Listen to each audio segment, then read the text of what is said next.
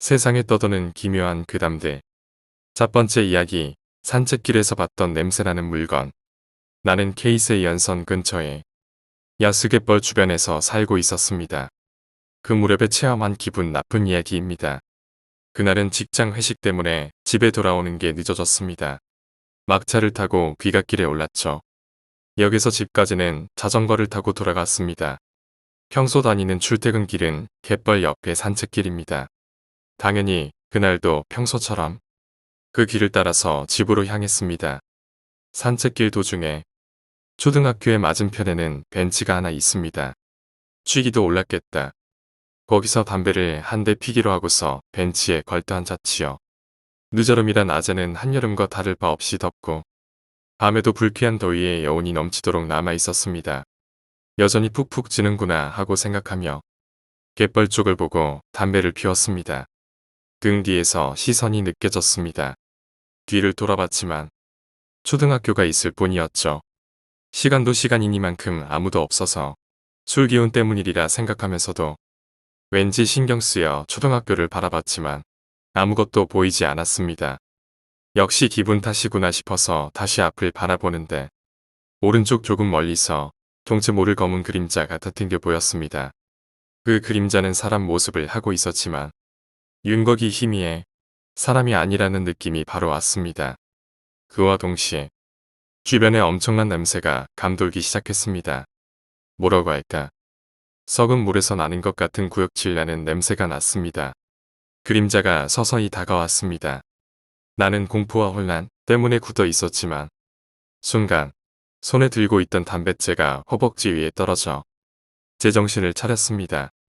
뭐가 뭔지는 모르겠지만 어쨌든 이 상황은 위험하다 느껴서 그 생각에 자전거도 내팽겨치고 도망을 쳤습니다. 불빛을 찾아 달리다 근처 편의점에 뛰어들어 한숨을 돌렸습니다. 어떻게 잘 도망친 것인지. 그 후에 아무 일 없이 지나갔습니다. 다음 날 사실은 그곳에 가기 싫었지만 늦잠을 잤던 탓에 어젯밤 그 산책길을 지나 역으로 향했습니다. 어젯밤은 취해서 이상한 꿈을 꾼 거라 스스로를 달래면서 말입니다. 그리고는 그 벤치 앞에 다다르게 됩니다. 거기에는 내 자전거로 추정되는 무언가가 널브러져 있었지요. 메이커 마크나 스티커는 분명히 본 기억이 있지만 진흙인지 썩은 흙인지 모를 것으로 잔뜩 뒤덮여 역겨운 냄새를 풍겼습니다. 마치 썩어내린 것처럼 군데군데 녹슬고 구멍이 뻥뻥 뚫려 있었죠. 흉측한 모습과 고약한 냄새에 영 기분이 아니었지만 어쨌든 일터로 향했습니다. 그날 퇴근길에 내 자전거가 있던 곳에는 아무것도 남아있지 않았습니다. 근처에 노숙자가 타고 가버렸다고 들었지만 어차피 버릴 생각이었기에 상관없었습니다. 며칠 뒤 그 노숙자가 죽은 채 발견되었습니다. 조금 떨어진 공원에서 죽어 있었지만 그 모습이 괴이했다고 합니다. 진흙인지 썩은 흙인진 모를 것이 범벅되어 끔찍한 악취를 풍기고 있었다고 합니다. 사인은 익사였습니다. 하지만 그 공원에는 그렇게 죽음을 맞이할 만한 시설은 전혀 없습니다. 그 이야기를 듣고 소름이 끼쳤습니다. 그 자리에서는 어떻게 도망쳤지만 남겨져 있던 내 자전거. 그 자전거는 어디로 사라진 걸까요? 노숙자는 자전거를 탔기 때문에 죽은 걸까? 애시당초에 내가 본 것은 무엇이었을까? 모든 게 의문일 뿐이지만 만약 그것들이 전부 연결되어 있는 거라고 하면 등골이 오싹해집니다. 두 번째 이야기, 어린 시절의 심령현상. 어릴 때 친구네 집으로 놀러가는 길에 겪은 이야기입니다. 친구네 집은 자전거를 타고 15분 거리입니다. 우리 동네는 논이 많고 가로등은 적어서 밤이 되면 엄청 어두웠습니다. 가는 도중에는 고가철도 밑을 지나게 되는데 거기가 언제나 기분이 나빴지요. 근처에서는 귀신이 나온다는 말이 흉흉하게 돌아다녔고 실제로 본 사람도 여럿 있다는 것 같았습니다. 나는 어두운 게 무서울 뿐 귀신은 믿지 않았기에 이어폰을 꽂고 노래를 따라 부르며 페달을 밟았습니다. 그리고 가능한 빨리 고가철도 밑을 지나갑니다. 조금 안심할 무렵에 앞을 보니 티셔츠에 청바지를 입은 사내 아이가 가로등 근처에 서 있습니다. 그 아이는 논을 바라보는 것 같았죠. 나는 내가 부른 노래를 들었을까 부끄러워하며 산의 아이의 오른편으로 지나갔습니다. 하지만 이상했습니다. 지나가는 순간에 나의 왼편에는 배수로밖에 보이질 않았습니다. 산의 아이는 바로 거기 있었는데 말입니다. 나는 당황해 자전거를 세우고 뒤를 돌아갔지만 아무도 없었지요. 이상하다 싶어 서두르기 위해 다시 페달을 밟기 시작했습니다. 그러자 정확히 1m 정도 앞, 그러니까 바로 앞에 아까 그 산의 아이가 나를 보며 서 있었습니다. 부딪힌다는 생각이 나는 핸들을 확 꺾고 그대로 넘어지게 됩니다. 넘어지는 와중에 산의 아이의 얼굴이 보였습니다. 그리고 그 얼굴을 지금도 잊을 수가 없습니다. 코가 없었습니다. 그리고 입술도 없었습니다. 정확히는 윗입술만 없었던 것입니다. 입을 닫고 있어도 위쪽 이빨이 드러나 있는 정말로 괴상한 모습이었습니다. 눈을 비비고 다시 보니 거기에는 아무도 없었습니다. 어떻게든 도망쳐야겠다는 생각으로 자전거에 올라타니 왼쪽 뒤편에서 놀자 하고 목소리가 들려옵니다. 다리가 까져서 피가 나고 있었지만 죽을 각오로 페달을 밟았습니다. 노래나 부를 여유 따위는 없었기에 친구네 집으로 곧장 달려갔습니다. 도중에 묘하게 페달이 무거워지기도 했지만 알고 있는 불경을 더듬더듬 읊으면서 반쯤 울면서 갔지요. 친구네 집에서 소금을 뿌려줬고 그 이후에 딱히 별일은 없었습니다. 그렇게 처음으로 체험한 심령사건과 함께 나의 여름은 막을 내렸습니다. 세 번째 이야기, 물에 빠진 나를 구해줬던 삼촌. 아주 어렸을 적 얘기입니다. 내가 6살쯤 됐을 무렵 나와 우리 부모님은 그 당시에는 일이라고 불렸던 시골 외갓집에 놀러 가게 됩니다. 지금은 눈 씻고 찾아볼 수도 없을 정도로 시골스러운 허름한 집이었지요. 외할머니, 외숙모, 삼촌, 이모들 모두 서울에서 간만에 놀러온 나를 엄청 반겨주셨습니다. 그때만 해도 놀만한 거리가 많지 않았습니다. 고작 해야 갯벌에 가서 털개를 잡고 사촌형들이랑 뛰어노는 거 외에는 별거 없었습니다. 그러던 와중에 우리 식구 모두가 근처 저수지에 가서 고기나 구워 먹기로 합니다. 한여름이니까 저수지 물에서 물놀이도 할 겸해서 말입니다. 고기도 먹고 수박도 먹고 이것저것 먹고 하며 즐거운 시간을 보내고 있었지요. 우리 식구가 놀러간 저수지는 사람들 손을 많이 타지 않는 곳이라서 엄청 깨끗했던 걸로 기억합니다. 고여있는 물인데도 많이 깨끗했습니다. 당시에 우리 아빠가 구입해 주셨던 아동용 구명조끼를 입고 물속으로 한 발씩 내려갔습니다. 그때 처음 들어가 봤던 저수지에 대한 느낌은 고여있는 물이라서 미지근했습니다. 수영하기는 괜찮은 정도였습니다.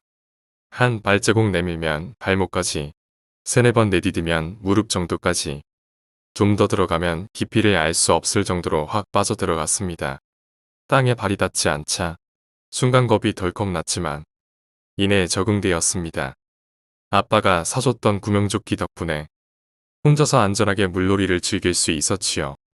몇 분이 지났습니다.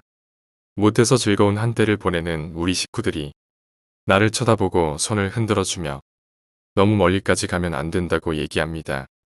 나도 삼촌들과 이모들을 향해서 손을 흔들어줬지요.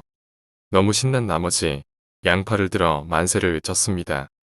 그 순간에 갑자기 내 체구에 비해서 약간 헐렁거리던 구명조끼에서 몸이 빠져버린 것입니다. 만세를 외쳤을 때 내 몸이 쏙 하고 분리되어 조끼만 둥둥 불에 떠버렸습니다. 처음으로 물속에 빠져본 날이었기에 너무 놀란 탓에 사력을 다해서 허우적거리며 물속으로 가라앉지 않게 발버둥을 치고 있었죠. 그때 잠시 보인 것은 나를 보며 어쩔 줄 몰라 하던 가족들의 외침과 나를 구하기 위해서 필사적으로 몸을 내던진 우리 막내 삼촌의 모습이었습니다. 나는 서서히 물속으로 가라앉고 있었습니다. 내 등이 저수지 바닥을 향해서 내려간다는 느낌이 나고 있었죠. 숨을 쉴 수는 없었지만 당시 기억으로는 물속으로 가라앉는 그 순간이 왠지 편하게 느껴졌습니다. 뭔가 부드러운 깃털이 내 몸을 간지럽히는 듯한 기분이 들었습니다. 하늘하늘한 무언가가 내 등을 감싸고 어루만져주는 그런 기분. 지금도 그 느낌을 잊을 수는 없을 것 같습니다. 가라앉는 순간에도 나 눈을 뜨고 있었기 때문에 볼 수 있었습니다. 물살을 가르며 나를 향해 다가오는 우리 삼촌의 모습을 말입니다. 나를 향해 손을 뻗어오는 삼촌을 보는 순간 안도감이 느껴집니다. 그러나 그것도 잠시. 나를 보며 눈이 휘둥그레져서는 물 밖으로 황급히 올라갔습니다. 아마도 숨이 차서 그랬겠지요. 그 어린 나이에도 난 이제 죽었구나 하는 생각이 내 머리를 스쳐 지나갔습니다. 그 후에 물속에서의 기억은 없어져 버립니다. 다시 눈을 떴을 때는 시내에 위치한 병원이었고 결국 우리 막내 삼촌이 나를 구해낸 것이었죠. 근데 주위를 둘러봐도 막내 삼촌의 모습은 보이질 않았습니다. 나중에 얘기를 들어보니 나를 무트로 끌어낸 직후에 그 자리에서 기절해버렸다고 합니다. 그리고 내가 병원에서 하루를 머물고 외갓집에 갔을 때입니다. 다른 식구들은 서울로 올라가는 우리 가족에게 작별 인사를 하기 위해서 다들 밖에 나와 있었는데 여전히 막내 삼촌의 모습은 보이질 않았습니다. 조카들 중에서도 나를 가장 이뻐하던 막내 삼촌이었는데 어린 마음에 너무도 서운하게 느껴집니다. 외할머니께서 서운한 표정으로 서 있던 내가 안쓰러웠는지 지금 막내 삼촌은 몸이 아파서 누워있다 하셨지요. 그 이후로 10년 정도의 세월이 흘러서 내가 고등학생이 되었을 무렵에 외갓집을 놀러갔을 때입니다. 난 우연찮게 외갓집 식구들이 하는 얘기를 듣게 됩니다. 물에 빠져 허우적거리던 나를 구했던 이후로 우리 막내 삼촌은 매년 여름 이맘쯤이 되기만 하면 방에 틀어박혀서 나올 생각을 하지 않는다고 합니다. 그 이유가 너무 궁금했던 나는 3일 밤낮으로 막내 삼촌에게 매달려서 그동안 무슨 일이 있었길래 그러는 거냐고 물어봤습니다. 그리고는 드디어 원하는 답을 들을 수가 있었지요. 익은 김치 한 점에 소주를 연거푸 넘기던 삼촌이 조심스럽게 입을 열고 얘기했습니다. 내가 널 구하러 물속에 들어가서 손을 잡으려 하는 순간에 똑똑히 봤다. 네 등 뒤에서 긴 머리카락을 나풀거리며 서 있던 여자 시체를 말이야. 퉁퉁하게 불어버린 얼굴인데 눈동자는 나를 쳐다보고 있었어. 문득 그때 나를 스쳐갔던 삼촌의 모습이 순간 떠올랐습니다. 그때 나에게 손을 뻗으며 깜짝 놀라 휘둥그레진 눈빛을 한 채 물 밖으로 황급히 빠져나가던 삼촌의 모습을 말입니다. 단지 숨을 참지 못해서 나갔던 게 아니었다는 것을 알았습니다. 그 이후로 매일 가위에 눌려서 힘들어했다던 삼촌이 안쓰럽습니다. 그리고 이후의 이야기를 들은 바로는 실종신고가 되었던 여자가 저수지에서 발견되었다고 합니다. 지금은 이 세상에 안 계시지만 나를 구해줄 때의 삼촌의 눈빛은 지금도 잊을 수가 없습니다. 그리고 하나 더. 내 등을 간지럽혔다. 그 부드러운 촉감도 잊을 수 없습니다.